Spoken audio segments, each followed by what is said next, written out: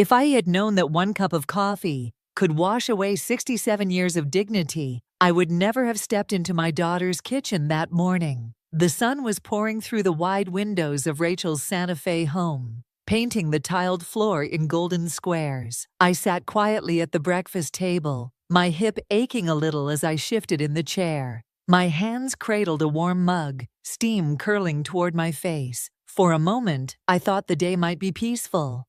Rachel had brewed a pot of coffee, strong enough to peel the paint off the walls, just the way her husband used to like it before he left. She poured herself a cup, silent, her eyes glued to her phone. Across the table, my grandson Ethan scrolled on his gaming device, hardly looking up. Then, as casually as if he were asking me to pass the butter, he said, "Grandma, can I borrow your credit card again? I need something for my setup."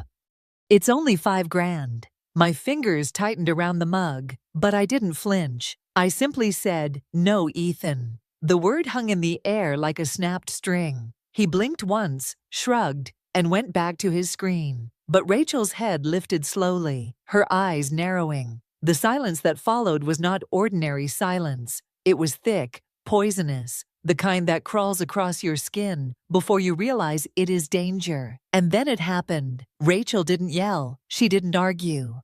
Instead, her hand moved with sudden precision. She reached for my mug and tipped it straight into my lap. The coffee was scalding, soaking through my thin pajama pants, burning my thighs. I gasped, jerking back, the mug shattering on the tile floor with a sharp crack. I stumbled to my feet, heart pounding, my breath caught in my throat. Rachel didn't even blink. She folded her arms, her expression as cold as a banker denying a loan. "If you're going to be selfish, then maybe it's time you leave. Either give Ethan what he needs, or be out of here by the end of the day. We're not running a charity, Mom. Charity." That word landed heavier than the coffee. I stood there dripping, burned, and silent, my eyes locked on hers. For the briefest flicker, I thought I saw guilt cross her face. But no, it wasn't guilt. It was calculation. She was measuring me, weighing me, deciding whether I was worth the space I occupied. $5,000, I repeated softly, my voice trembling but calm.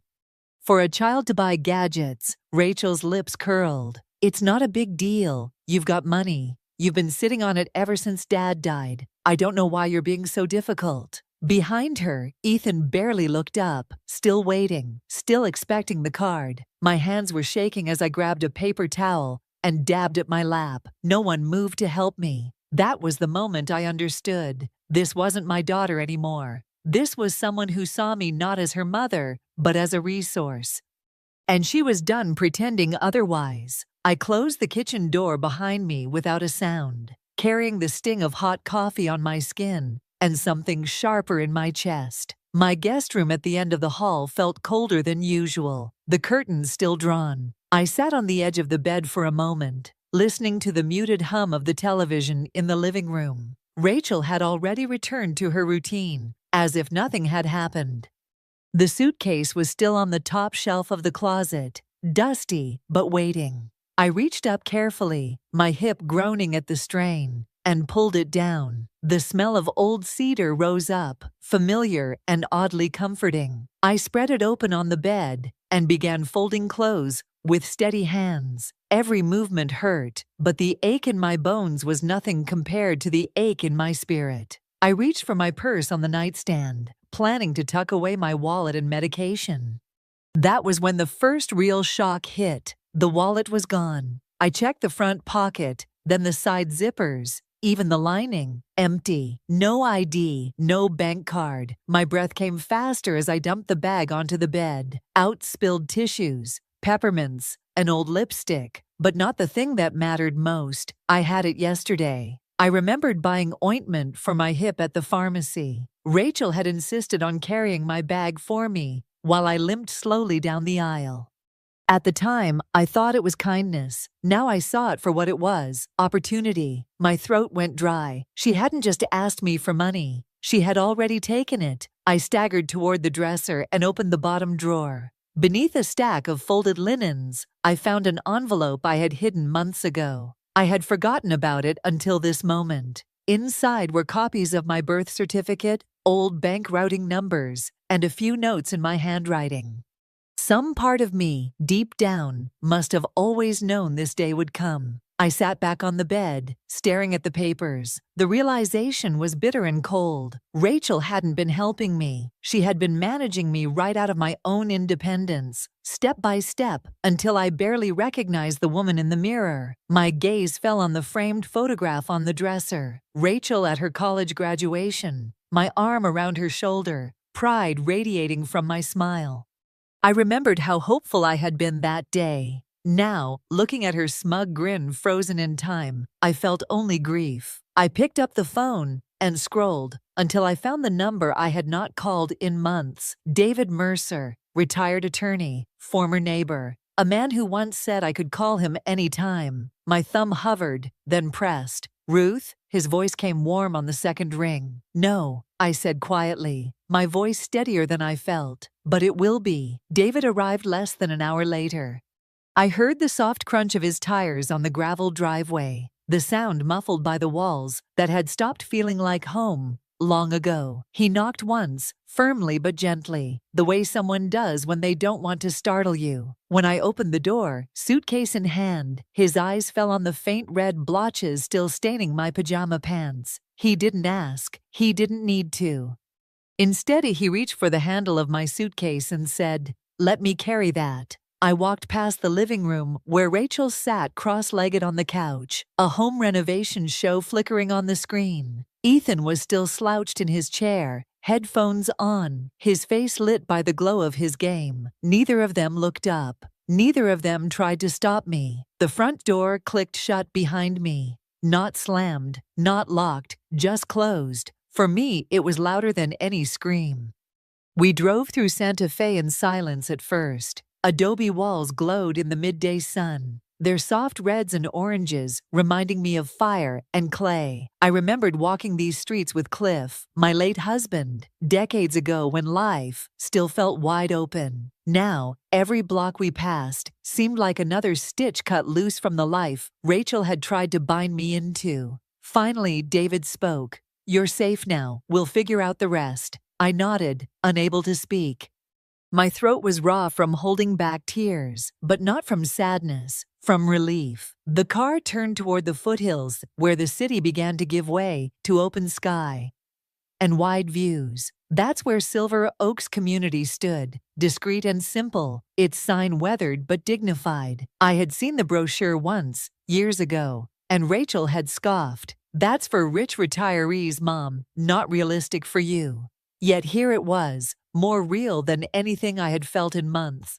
The receptionist greeted us with a smile, her tone respectful but not pitying. The lobby smelled faintly of lemon balm and fresh bread, not antiseptic or bleach. Through the wide windows, I could see a garden courtyard, sunlight glittering across a koi pond. Two older women laughed as they tried to roll up yoga mats, their joy echoing softly down the hall. David walked beside me, steady, letting me set the pace. For the first time in months, no one was hurrying me. No one was sighing at my slowness. As we stood at the edge of the courtyard, I let out a breath I hadn't realized I was holding. "This place," I whispered. "It smells like living." David's hand rested lightly on my shoulder. "You are not weak, Margaret," he said. "You are free." And for the first time in years, I believed it. That evening, after the staff at Silver Oaks showed me to a temporary suite, David insisted we sit down at his home office. His house was a low adobe, with walls the color of desert clay, bookshelves lined with case files from a career long behind him, but not forgotten. I spread my papers across his wooden desk, my hands trembling but determined. There weren't many, but they were what I had managed to keep hidden. Copies of utility bills, a few old bank statements, slips of paper where I had scribbled dates and amounts that never seemed right. David adjusted his glasses and began sorting them into neat piles. His lawyer's mind was still sharp, and he worked with quiet precision. After a few minutes, he tapped one page with his pen. "Here, recurring charges from an electronics store in Albuquerque. Do you shop there?" I shook my head. He tapped another. Withdrawals at 3 in the morning, several nights in a row. Were you awake then? No, I whispered. My stomach tightened. And this? He slid a page toward me. A PayPal transfer linked to an account I didn't recognize. Do you know the name Ethan Plays? My breath caught. Ethan's screen name. My grandson had been draining my accounts while Rachel covered his tracks. I pressed a hand to my mouth. For a moment, shame tried to creep in, telling me I should have noticed sooner, should have guarded myself. But David's voice cut through the spiral. Margaret, listen to me. This isn't your fault. They isolated you, and they counted on your trust. That's how financial abuse works. It hides under the mask of family. The word abuse made my chest tighten, but it also made things clearer. It gave the betrayal a name, and names have power. I reached into my bag and pulled out a small notebook, pages worn and corners bent. On the last 10 pages, I had written everything I could remember. Suspicious purchases, times Rachel insisted on holding my purse, neighbors I never saw again because she told them I was too tired. David leafed through it, nodding. This is good, very good. We'll build a timeline. The more detail, the stronger the case. I looked at the scattered papers, the messy handwriting, the fragments of a life I thought I'd lost. They weren't just scraps, they were evidence. Let the paperwork speak, I whispered, more to myself than to him. David looked up, his eyes steady. It will, and when it does, it will say everything they never expected you to have the courage to say. For the first time in a long time, I felt my silence turning into strength. The next morning, I woke to a strange sensation, clarity, the ache in my hip. My hip was still there, the sting from the coffee lingered, but my mind felt sharper than it had in years. David picked me up after breakfast and drove us straight to the courthouse annex in downtown Santa Fe. We met with a financial protection officer, a woman named Clara, whose calm efficiency reminded me of the nurses I once worked beside in the ER. She listened quietly as David explained the missing funds and forged transactions. Then she turned to me. Mrs. Hayes, do you still have the title to your home? Yes, I said. Rachel had me sign paperwork before my surgery, but I never gave her power of attorney. The deed is still in my name. Her eyes softened. Then you have more leverage than you realize. Within hours, Clara helped us begin the transfer of my home into a living trust. The Margaret Hayes Irrevocable Trust.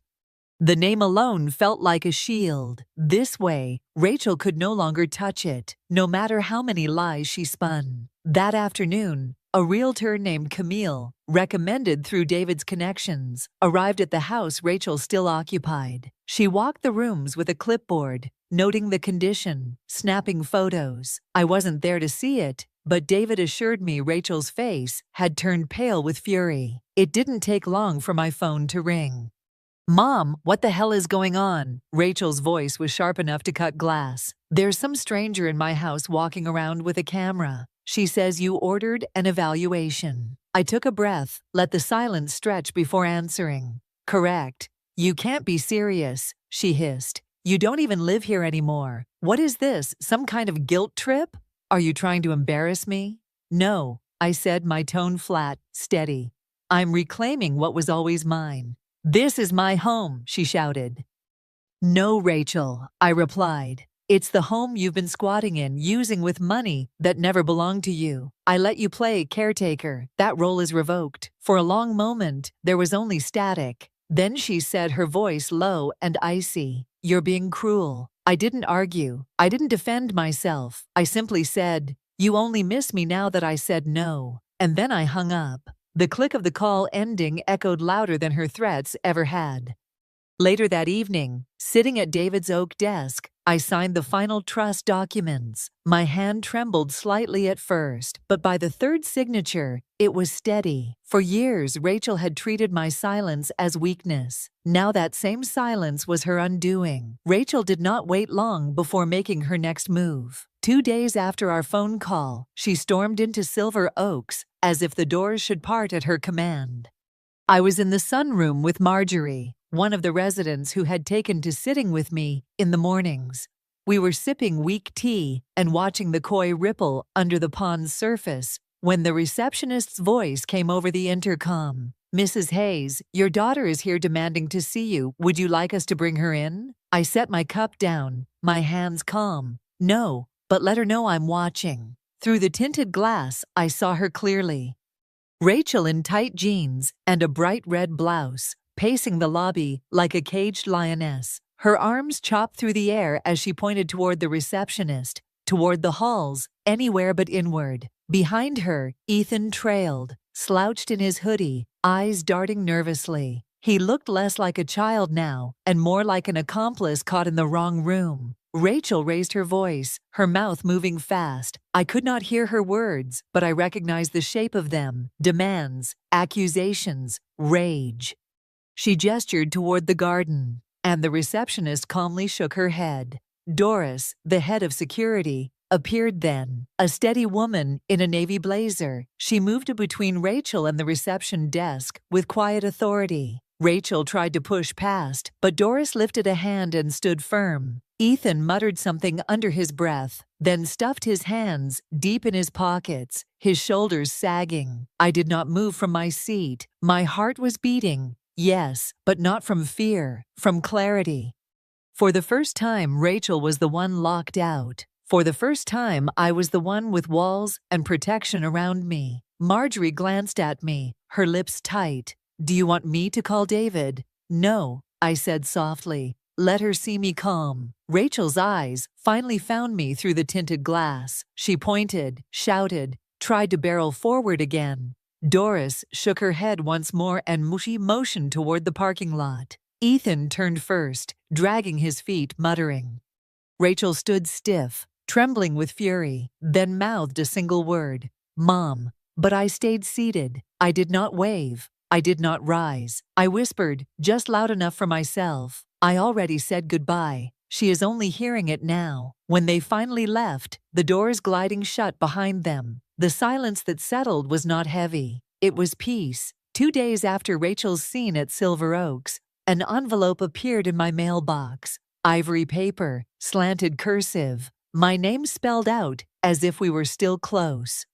I carried it upstairs to my small writing desk and sat with it for a long time, the weight of it heavy in my palm. Finally, I opened it. The first word stabbed at me: Mom. Not "Dear Mom," not "I'm sorry," just a cold claim of ownership she no longer deserved. The first paragraph was predictable, full of vague regret. She wrote of how things had gotten out of hand, and how she never meant for me to feel pushed aside. The word misunderstanding appeared twice, like a bandage, too thin to stop the bleeding. Then came the real reason. Line 3. "We're having a hard time. Bills are piling up. Ethan didn't qualify for the car loan after all." There it was. The ask. Always was the ask. Tucked inside the envelope was a check. At first glance, it looked like it was drawn from one of my old accounts, with my signature neatly printed at the bottom. But I hadn't written it. The amount, $3,500, was labeled in the memo as car repairs. The corner was torn, the edges smudged. A forgery, clumsy but dangerous. I folded the check once, then again, until it vanished in my palm. Then I fed it into the shredder in the office downstairs, the paper disappearing into strips. Not a word, not a sigh, just dust. The next morning, 2 investigators from the Elder Protection Unit arrived. Plain clothes, polite but sharp in their questions. One took notes, while the other asked about the suspicious withdrawals, the forged check, the history of Rachel handling my accounts. I handed them my notebook, the one with every date and detail scrawled across its pages. They studied it with raised brows, flipping through as if it were a map leading straight to the truth. "You've done better record-keeping than most," one said. "This is strong evidence." That afternoon, David confirmed what I already suspected.